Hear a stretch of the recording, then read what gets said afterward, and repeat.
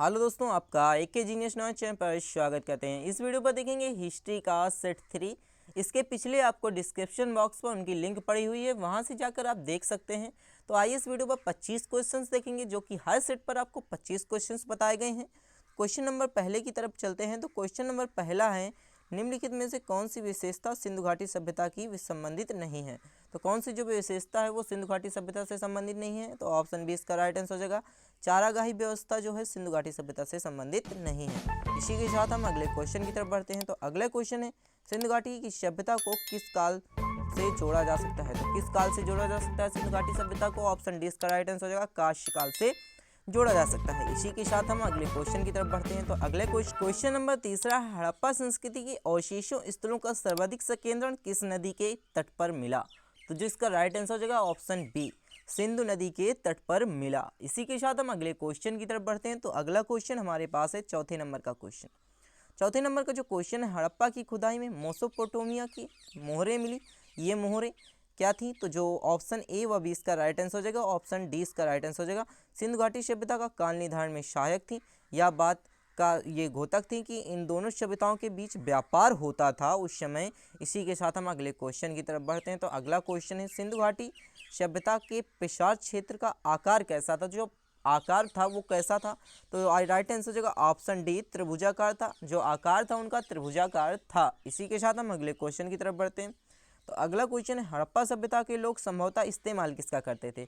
जो अधिकतर जो इस्तेमाल होता था हड़प्पा समय पर, तो वो किसका करते थे। तो जो इसका राइट आंसर हो जाएगा हमारा ऑप्शन बी इसका राइट आंसर हो जाएगा, लकड़ी का हल अर्थात फाल का इस्तेमाल किया करते थे। इसी के साथ हम अगले क्वेश्चन की तरफ बढ़ते हैं। तो अगला क्वेश्चन हमारे पास है, क्वेश्चन नंबर 7वां है, सिंधु घाटी सभ्यता के स्थानों की खुदाई में मिले अवशेषों का पता लगाना है कि ये कहाँ पर अवशेष मिले।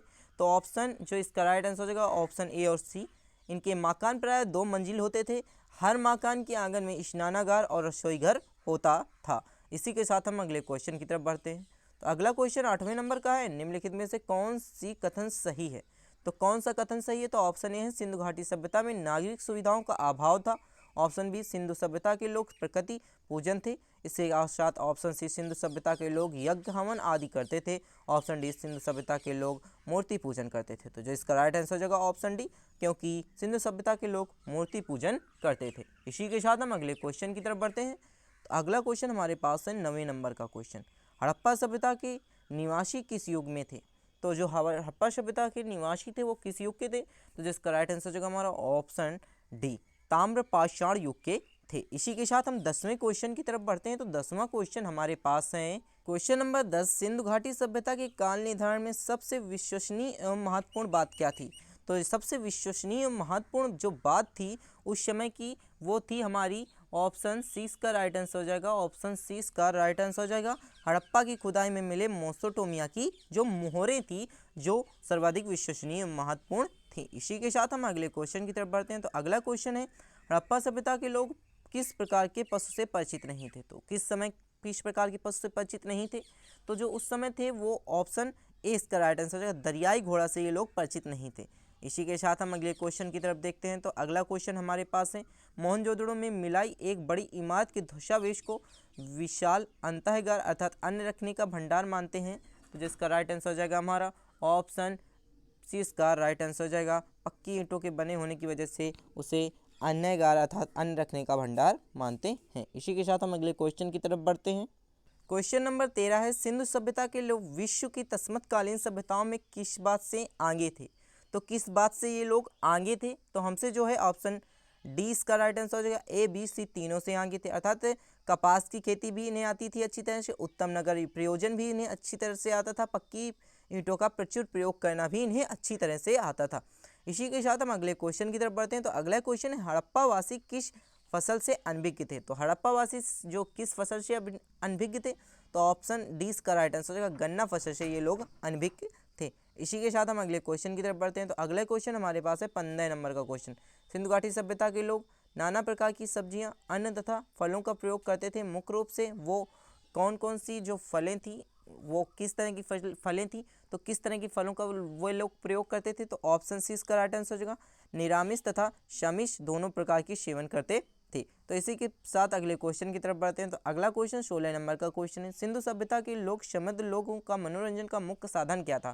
तो जो उस समय मनोरंजन होते थे तो उनका जो मुख्य साधन था वो नृत्य और गायन था एवं पाशों खेलने के लिए वे रुचि थे। तो ऑप्शन 20 का राइट आंसर हो जाएगा, क्योंकि नृत्य और गायन उस समय और पासे खेलने के वे लोग रुचि थे, तो उनके मनोरंजन का जो साधन था यही था। इसी के साथ हम अगले क्वेश्चन की तरफ बढ़ते हैं। तो अगले क्वेश्चन हमारे पास है, तरह है सिंधु घाटी सभ्यता के लोग किस प्रकार की जो है किस तरह के कपड़े बनाते थे। तो सिंधु सभ्यता के जो लोग थे इसका राइट आंसर हो जाएगा ऑप्शन बी, सूती व ऊनी वस्त्र बनाना जानते थे सिंधु सभ्यता के लोग। इसी के साथ हम अगले क्वेश्चन की तरफ बढ़ते हैं। तो अगले क्वेश्चन हमारे पास है 18 नंबर का क्वेश्चन, सिंधु घाटी सभ्यता के लोग लगभग सभी स्थानों पर दुर्ग के अवशेष प्राप्त हुए, निम्नलिखित में से किस स्थान पर दुर्ग के अवशेष प्राप्त नहीं मिले थे। तो जो इसका राइट आंसर हो जाएगा हमारा ऑप्शन डी, इसका राइट आंसर हो जाएगा कालीबंगा पर दुर्ग के अवशेष नहीं मिले थे। इसी के साथ हम अगले क्वेश्चन की तरफ बढ़ते हैं।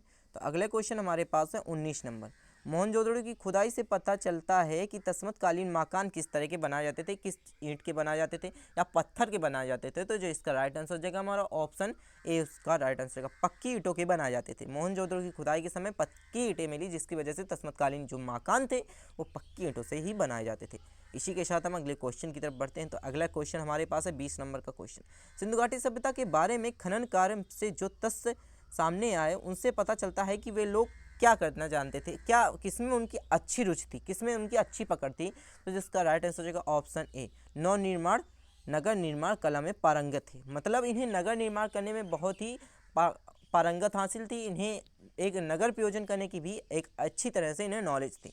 इसी के साथ हम अगले क्वेश्चन की तरफ बढ़ते हैं। तो अगला क्वेश्चन 21 नंबर का क्वेश्चन है, सिंधु घाटी सभ्यता के लोग शायद मुख्य रूप से क्या क्या करते थे। शायद मुख्य रूप से ये लोग किसकी पूजा करते थे, यहाँ पर बात की गई है। तो जो लोग थे मूर्ति पूजा करते थे, ऑप्शन 20 का राइट आंसर हो जाएगा। इसी के साथ हम अगले क्वेश्चन की तरफ बढ़ते हैं। तो अगले क्वेश्चन हमारे पास है क्वेश्चन नंबर 22 है, सिंधु घाटी सभ्यता के पतन का क्या कारण था। तो जो सिंधु घाटी सभ्यता की पतन का कारण था वो था ऑप्शन सी, क्योंकि वह अज्ञात है। सिंधु घाटी की सभ्यता का पतन का कारण हमें आज तक नहीं पता चल पाया।